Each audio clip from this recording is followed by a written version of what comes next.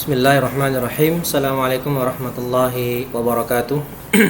Alhamdulillahi rabbil alamin. Wabihi nasta'in wa ala umurid dunya waddin. Wa sallallahu ala anbiya'i wal mursalin Sayyidina Muhammadin wa ala alihi wa ashabihi ajma'in, amma ba'd. Para tulab dan talibat rahimani wa rahimakumullah, alhamdulillah pada kesempatan kali ini kita masih bisa melanjutkan pembelajaran kita dalam mapel Tarikh al-Islami, sejarah Islam, yang mana pada pertemuan sebelumnya kita telah membahas sampai selesai, yaitu sekilas tentang Sultan Alip Arselan dan pertempuran Malazgirt. Maka pada kesempatan kali ini kita akan melanjutkan pembahasan ke sultan yang ketiga dari dinasti Seljuk yang agung, yaitu Sultan Malik Shah. Nah, langsung saja. Pertama kita akan mengenal dulu biografi beliau secara singkat. Nama beliau Jalaluddaulah Abul Fathi Malik Shah bin Alip Arselan Muhammad bin Ja'fari Bek. Ya, beliau adalah putra dari Sultan Alip Arselan rahimahullah, yang meninggal tahun 1072. Jadi Sultan Alip Arselan wafat setahun setelah peristiwa Malazgirt. Dan beliau ini menggantikan ayahnya sebagai sultan setelah ayahnya wafat. Dan tentu saja di balik naik tahtanya beliau ternyata ada pamannya yang bernama Qawrud bin Ja'fari, paman dari Malik Shah, yang beliau adalah penguasa Seljuk Kirman. Sebagaimana yang kita ketahui, Seljuk yang agung itu mempunyai cabang-cabang, mempunyai dinasti-dinasti yang cabang dari mereka, diantaranya adalah Seljuk Kirman. Seljuk Kirman, kemudian ada Seljuk Irak, ada Seljuk Syam, dan ada juga Seljuk Rum. Nah, penguasa Seljuk Kirman adalah Qawrud bin Ja'fari, paman dari Jalaluddaulah atau Sultan Malik Shah itu sendiri, yang ingin merebut kekuasaan dari beliau. Dan inilah salah satu negatif atau sisi negatif dari sebuah daulah, sebuah negara yang sistem pemerintahannya yaitu sistem dinasti, yaitu diberikan tahta itu diberikan kepada garis keturunan. Sebagaimana yang juga kita ketahui di masa Abbasiyah, bahkan terjadi pertumpahan darah antara dua bersaudara kandung, yaitu Al-Amin dan Al-Ma'mun, putra dari khalifah terkenal Harun ar-Rasyid rahimahullahu ta'ala.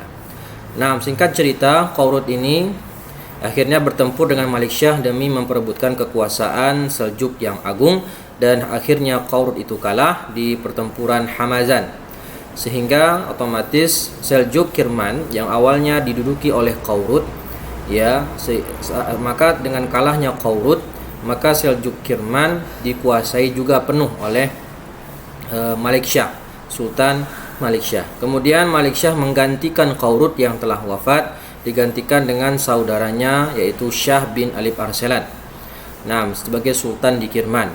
Kemudian Sultan Malik Shah termasuk sultan yang membawa Seljuk ke masa keemasan. Jadi masa keemasan Seljuk yang agung diperoleh oleh tiga sultan. Yang pertama Tughril Bek, kemudian Alip Arselan, baru yang terakhir Sultan Malik Shah. Maka di masa kekuasaan beliau, Seljuk menguasai Afghanistan sampai Asia Kecil dan Syam. Itu kekuasaan Seljuk. Kemudian wilayah Seljuk Syam itu nanti didirikan oleh Tajuddaulah Tatmashi, saudaranya Malik Shah juga, di tahun 1077 Masehi, dan juga mengangkat Sulaiman bin Qatalmishi, Sulaiman bin Qatalmishi, kerabatnya Sultan Malik Shah juga, untuk menduduki gubernur di Asia Kecil, yang nantinya akan mendirikan juga di tahun yang sama 1077 Masehi, mendirikan Kesultanan Seljuk Romawi.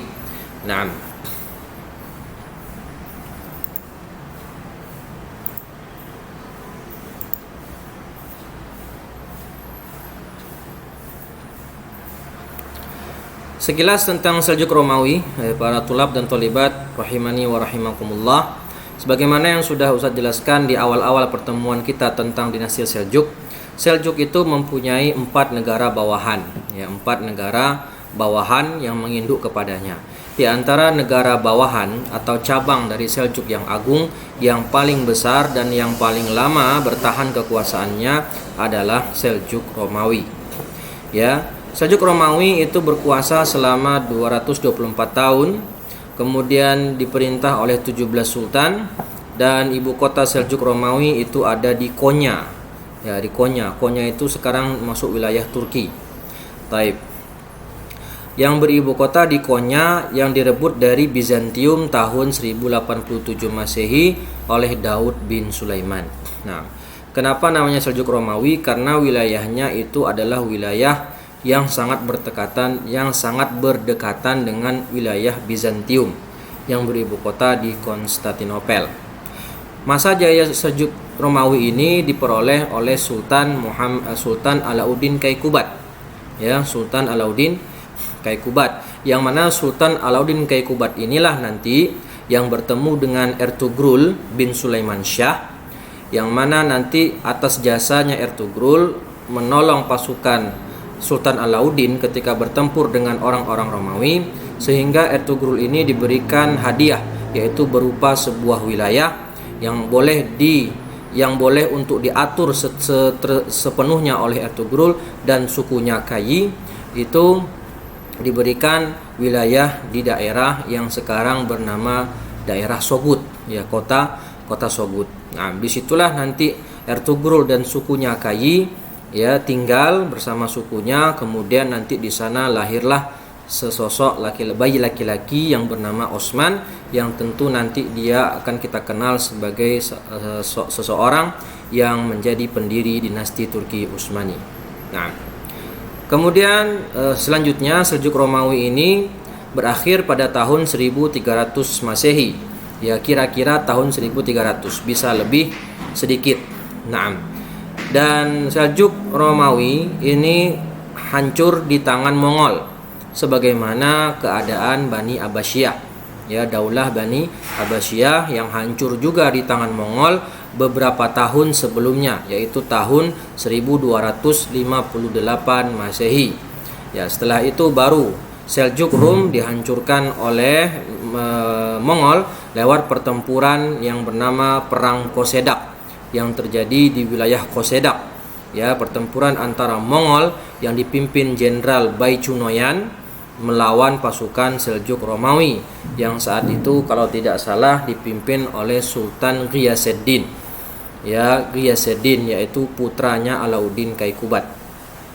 Nah, jadi setelah itu maka otomatis Seljuk Romawi jatuh, kalah oleh Mongol, sehingga mereka mau tidak mau harus mengikuti menjadi provinsi atau wilayah taklukannya Mongol. Sehingga hal ini membuat suku-suku Turki yang berada di wilayah Seljuk Rum itu banyak yang memisahkan diri dari Seljuk Romawi, yang membuat Seljuk Romawi ya semakin hilang sehingga ya mereka negaranya terpecah-pecah ya dan akhirnya runtuh. Kemudian suku-suku Turki yang awalnya bergabung dengan Seljuk Rum kemudian mereka memisahkan diri.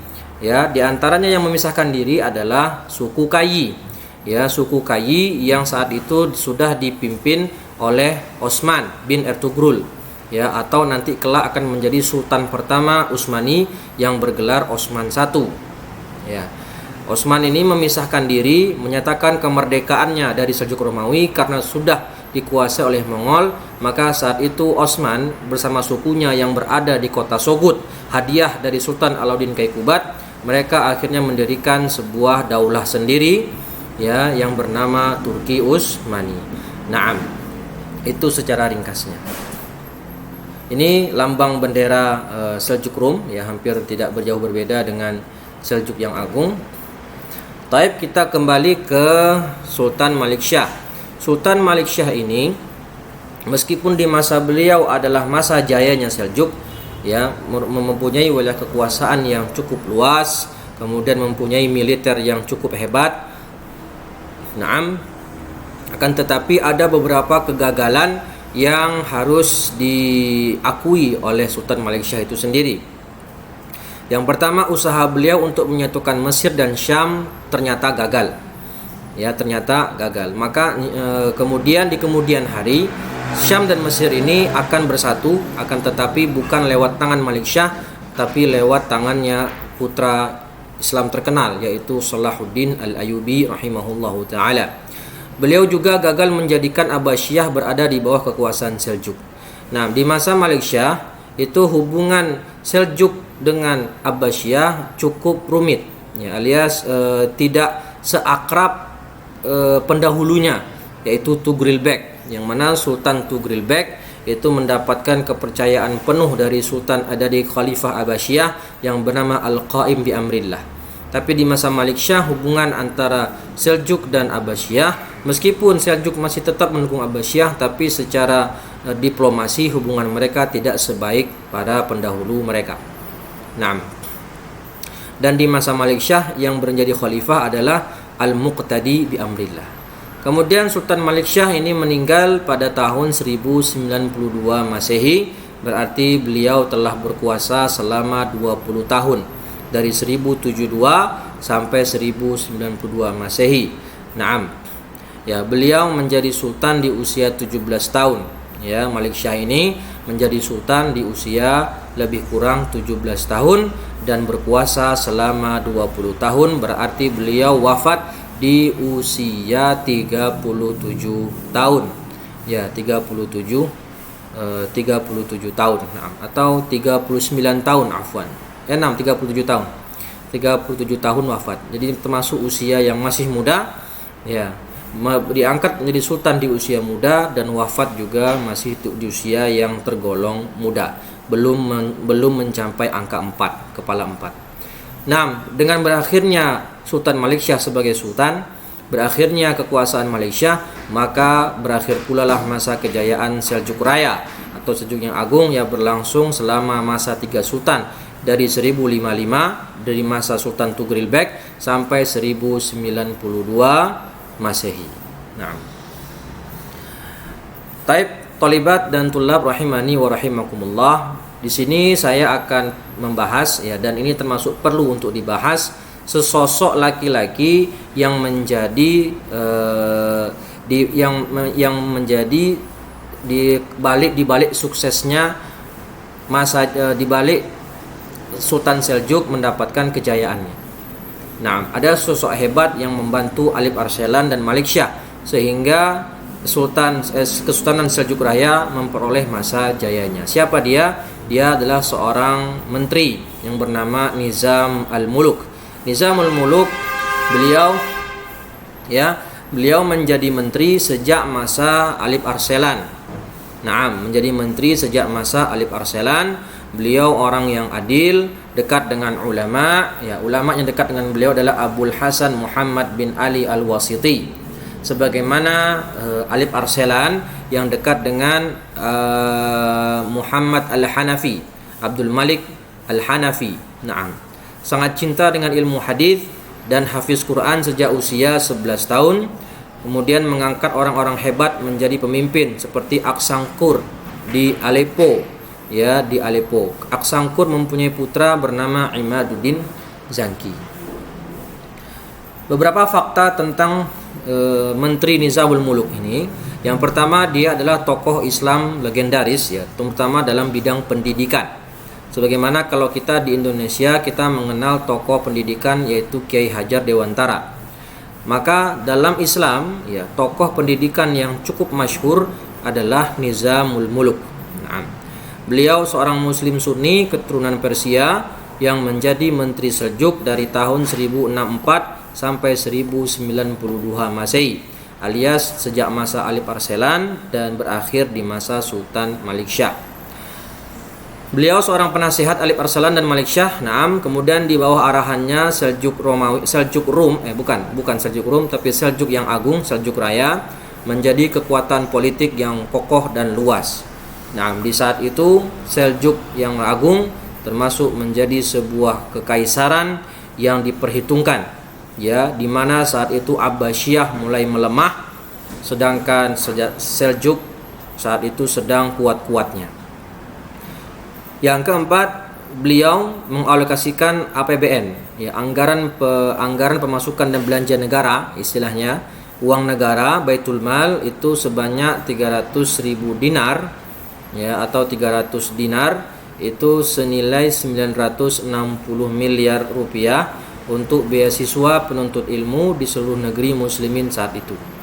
Nah, hingga terbangunlah universitas dan sekolah-sekolah berkualitas tinggi yang baru ditiru Eropa 600 tahun kemudian.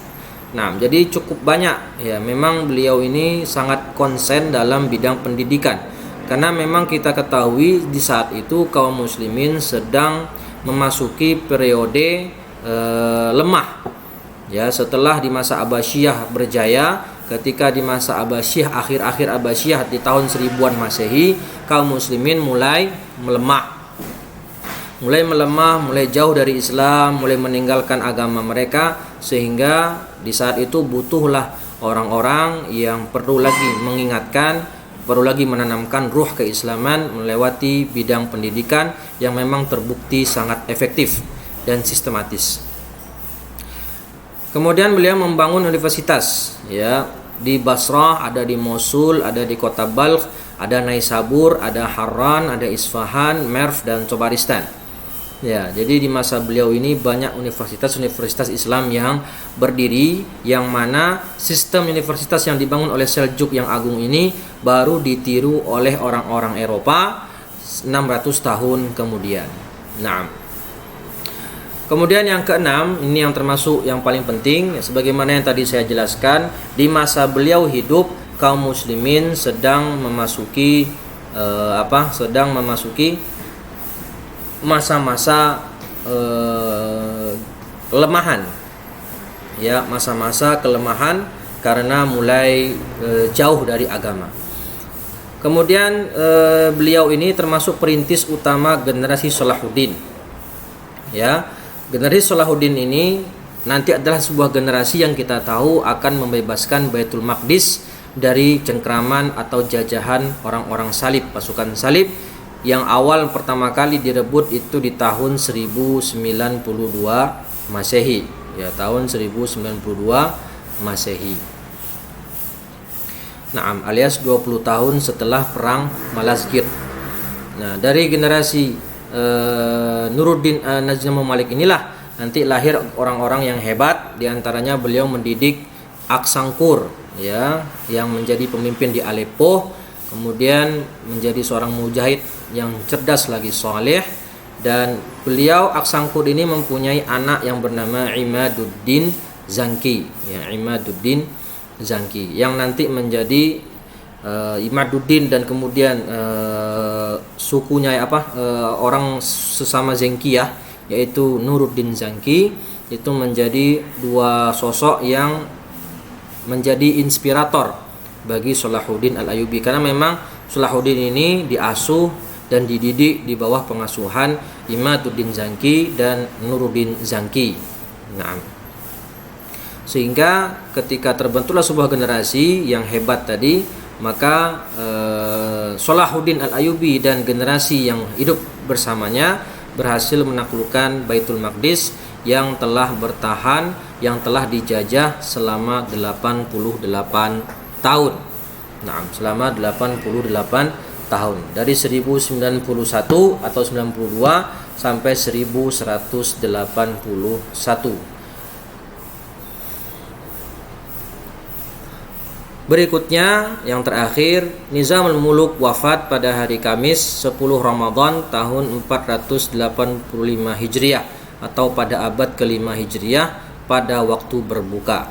Jadi ketika setelah berbuka puasa, beliau wafat dengan cara dibunuh, ditusuk oleh pisau oleh pengikut Syiah Ismailiyah, ya, atau dikenal juga dengan kelompok Hasyashin, ya, atau asasin yang kita kenal sekarang. Dengan kematian beliau, maka seluruh dunia Islam, terutama orang-orang Baghdad, ya, negeri Baghdad, itu bersedih, berbelasungkawa, sehingga dinasti Abbasiyah itu tidak melaksanakan kegiatan kenegaraan selama 3 hari sebagai ungkapan bela sungkawa. Rahimahullahu rahmatan wasi'ah. Taib, cukup sekian dari Ustadz. Ya, apa yang bisa Ustaz sampaikan pada kesempatan kali ini, semoga kita bisa mengambil pelajaran, ya terutama dalam bagaimana sebuah generasi itu dibentuk. Ya. Islam di masa Salahuddin, Islam di masa Nizamul Muluk itu komposisinya sama dengan kaum muslimin di masa sekarang. Pada saat itu, di masa Nizamul Muluk, Baitul Maqdis dijajah oleh pasukan salib. Sedangkan di masa kita Baitul Maqdis dijajah sama orang-orang Israel Zionis laknatullah alaihim. Maka di sana muncul orang-orang hebat. Selain Nizamul Muluk, di sana ada imam yang sangat terkenal yang dijuluki dengan Hujjatul Islam yang bernama Al-Imam Al-Ghazali Asy-Syafi'i rahimahullahu taala. Beliau menjadi seorang ulama yang mendiagnosa penyakit apa yang sedang menimpa kaum muslimin sehingga negeri Baitul Maqdis bisa lepas dari tangan kaum muslimin, yang mana pada saat itu di tahun 1092 Masehi Abbasiyah masih berkuasa, Abbasiyah masih berdiri. Ya, Abbasiyah kita tahu runtuh tahun 1258. Ya, masih bertahan 2 abad setelahnya. Akan tetapi kemana peran Abbasiyah? Kemana Abbasiyah ketika Baitul Maqdis, salah satu kota suci kaum muslimin, direbut oleh pasukan salib? Sedangkan ketika masa Abbasiyah sedang kuat-kuatnya, khususnya di masa Al-Mu'tasim Billah, yang kita tahu ada peristiwa Wa Mu'tasima, yang mana pada saat itu hanya gara-gara satu orang muslimah dilecehkan oleh orang-orang Romawi di kota Amuria, maka Sultan atau Khalifah Al-Mu'tasim Billah mengerahkan seluruh pasukannya untuk mengepung kota Amuria dan menaklukkan kota Amuria demi menyelamatkan seorang muslimah yang tadi dilecehkan.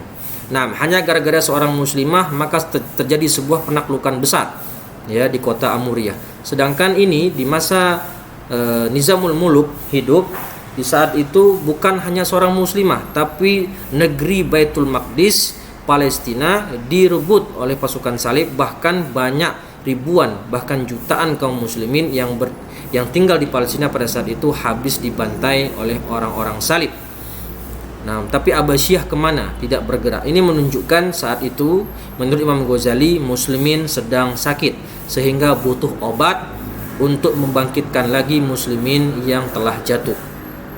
Maka Imam Ghazali dengan ulama-ulama yang hidup di zaman beliau, termasuk Nizamul Muluk, itu mendidik generasi dari bawah, diberikan tarbiyah yang benar, diberikan pemahaman Al-Quran yang benar, sehingga yang awalnya terlalu cinta dunia ditarik kembali supaya bersedia untuk membela agama Allah, berjihad fi sabilillah, menimbulkan ruh Islam yang kuat, sehingga kaum muslimin pada semasa 50 tahun setelahnya, dari tahun 1092 sampai 50 tahun setelahnya, barulah lahir generasi-generasi hebat semacam Imaduddin Zanki, Nuruddin Zanki, bahkan nanti muncul Salahuddin Al-Ayyubi, yang mana akhirnya mereka bisa kembali membebaskan Palestina dari tangan pasukan salib setelah dipenjara selama 88 tahun. Maka tentu kita di zaman sekarang posisinya sama dengan masa mereka. Muslimin saat ini terpecah-pecah, negeri Palestina sedang dijajah, maka butuh proses untuk membuat sebuah generasi yang mana nanti akan membebaskan Baitul Maqdis ke depannya insyaallah taala. Taib para talibat dan tulab rahimani rahimakumullah, mungkin cukup sekian dari Ustadz. Semoga yang sedikit ini bermanfaat. Jika ada kesalahan, Ustaz mohon maaf. Dan jika ada yang ingin bertanya, silahkan tulis pertanyaan di kolom komentar. InsyaAllah akan Ustaz jawab jika Ustaz mampu. Naam, aqulu qauli hadza wa astaghfirullah li wa lakum. Kita akhiri dengan membaca hamdalah dan doa kafaratul majlis. Alhamdulillahi rabbil alamin. Subhanakallahumma wa bihamdika asyhadu an la ilaha illa anta astaghfiruka wa atubu ilaih. Billahi taufiq wal hidayah. Assalamualaikum warahmatullahi wabarakatuh.